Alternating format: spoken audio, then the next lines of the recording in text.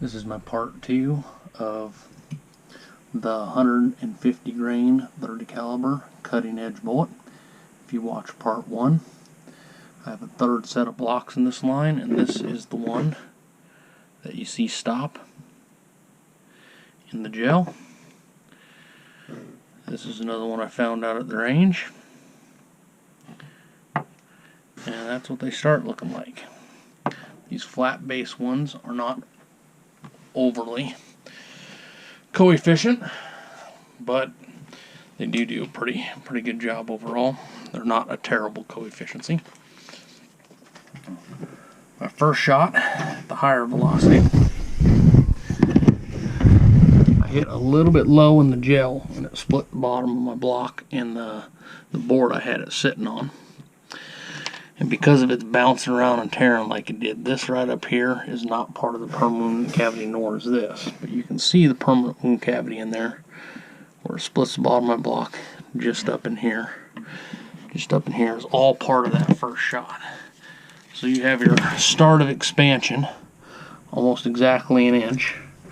The massive portion of that wound cavity goes just past the 10-inch mark. That wound cavity carries. That bullet started veering down, came out of my second block, which is 31 inches, and then it hit, punched down through my table that I was shooting on. That permanent wound cavity carries that full 31 inches at almost a full inch on that permanent wound cavity.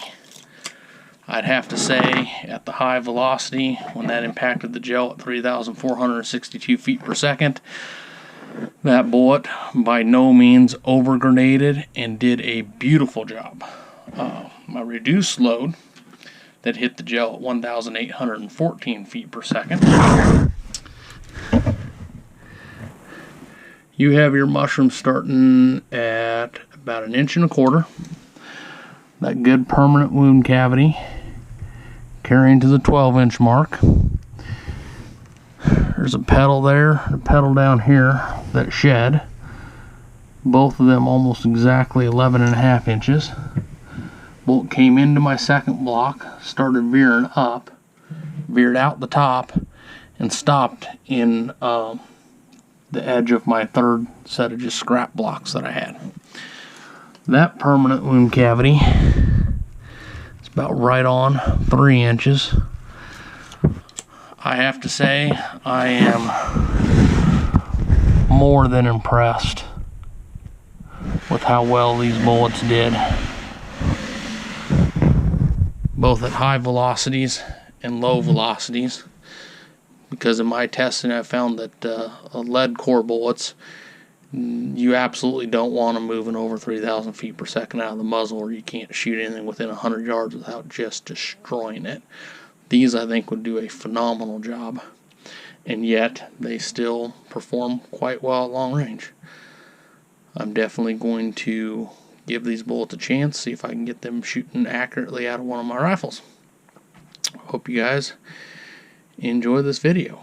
Oh, another thing I will say, punching into the ballistics calculator with what that high velocity shot did compared to that low velocity would be the equivalent impact of about 830 yards.